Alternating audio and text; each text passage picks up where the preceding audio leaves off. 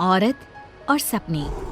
उमेश और रीटा की शादी के 10 साल बाद उन्हें बेटी होती है। रीटा, तुमने मुझे जिंदगी की बहुत बड़ी खुशी दी है। तुम भी ना। ये सब भगवान की कृपा है। बस हमारी बेटी बड़ी होकर कुछ अच्छा करे। रीटा की सास बिंदिया ये खबर सुनकर गांव से चली आती है। हम अब से यहीं रहेंगे, दादी पोती साथ में खेलेंगे। अपनी पोती का नामकरण भी हम ही करेंगे। आज से हमारी गुड़िया का नाम होगा सना।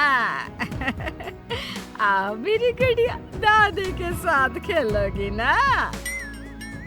वक्त गुजरने लगता है। सना बड़ी होने लगती है। अब सना 10 साल की हो गई है। दादी पोती एक साथ एक ही कमरे में सोते हैं। एक रोज सना आधी रात को घबरा कर उठ जाती है। अरे क्या हुआ मेरी बच्ची, तू इतनी घबरा क्यों रही है? दादी, मैंने एक औरत को देखा जो मेरे बेड के नीचे से निकलकर मेरे ऊपर आकर बैठ गई और मुझसे कुछ कहना चाह रही है। अरे बिटिया, मैं हूँ ना तेरे साथ। देख देख, तेरे बेड के नीचे कुछ भी नहीं है। मेरी बच्ची आराम से सो जा। अगले दिन फिर वही सब होता है। फिर सना सपना देखकर उठ जाती है। दादी, सपने में फिर मैंने उसी औरत को देखा। वो फिर उसी तरह मेरे बेड के नीचे से मेरे ऊपर आकर बैठ गई है और मुझसे यहाँ से जाने को कह रही है। कौन हो सकती है और कोई तेरे सपने में क्यों आएगा? अच्छा बेटी, वो दिखने में कैसी है, तू बता सकती है?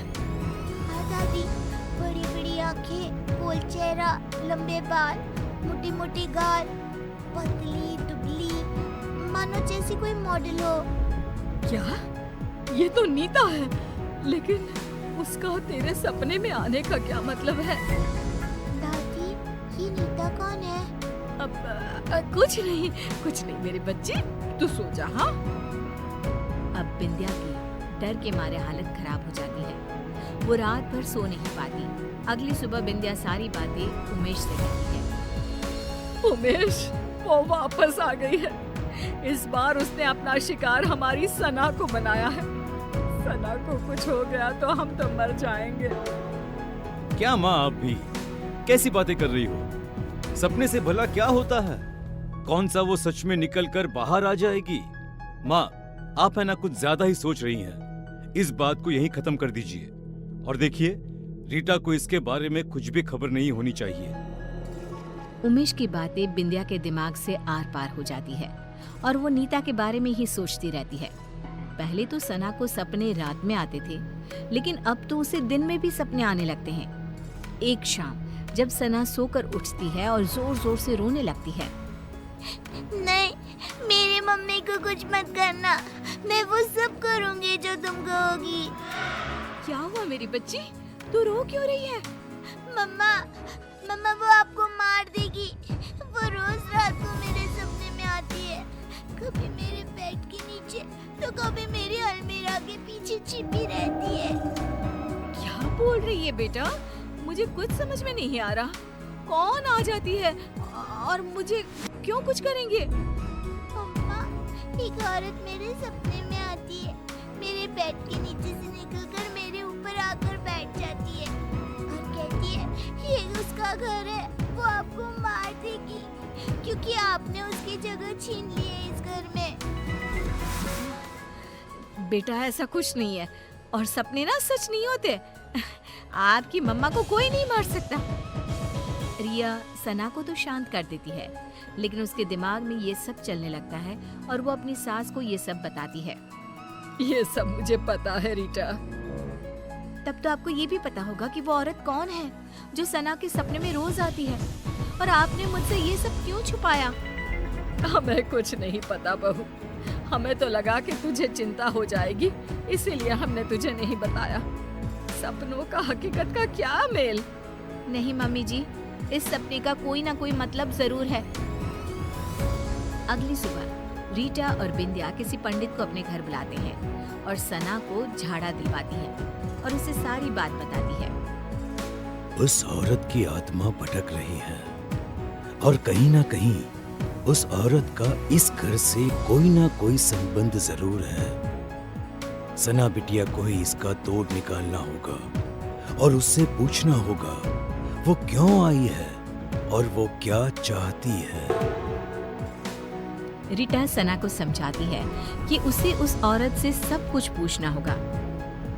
जब सब सो जाते हैं और सना को सपने दिखने शुरू हो जाते हैं, तब वो देखती है कि अलमीरा के पीछे से वही औरत झांक रही है और पंखे के ऊपर आकर बैठ गई है और वो सना को दिख रही है। सना उठकर बैठ जाती है। तभी वो औरत उसका गला दबाने लगती है और कहती है, बोला था ना, निकल जाओ इस घर से, ये घर मेरा है, नहीं गई तो दोनों माँ बेटी मरोगे मेरे हाथ से। कौन हो तुम? मुझसे और मेरी मम्मा से तुम्हारी क्या दुश्मनी है? इतने में ही सना डर से उठ जाती है और रोने लगती है। रीटा और बिंदिया उसके पास बैठी होती है। बेटा, तूने उससे पूछा या नहीं?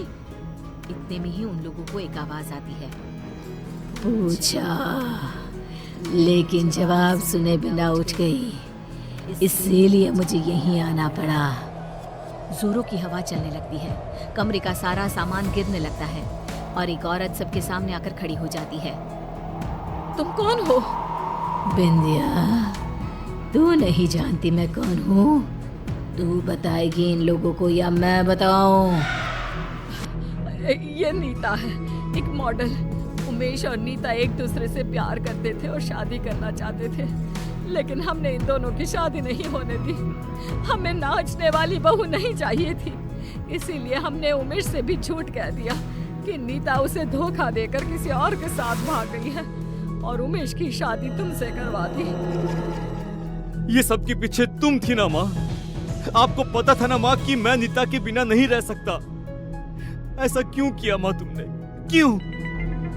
मुझे लगा उमेश ने मुझे धोखा दिया है, इसलिए मैंने अपनी जान दे दी और अब उसकी बेटी के सपने में आकर रीटा और सना को इस घर से निकलवाना चाहती थी, ताकि उमेश को ये एहसास हो सके कि किसी अपने का दूर जाना कैसा होता है।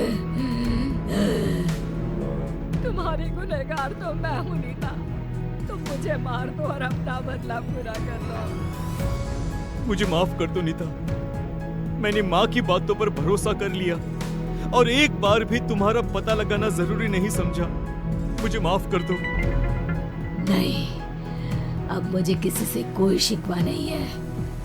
जिससे मैंने प्यार किया वो आज भी मेरा है, ये जानकर ही मुझे शांति मिल गई। बिंदिया का मन ग्लानि से भर जाता है और वो खुद की जान ले लेती है।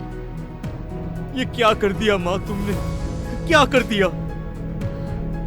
एक बेकसूर की जिंदगी खत्म कर दी मैंने। अब मुझे जीने का कोई हक नहीं बचा। हमें माफ कर देना नीता। बिंदिया की मौत हो जाती है और नीता की आत्मा को शांति मिल जाती है।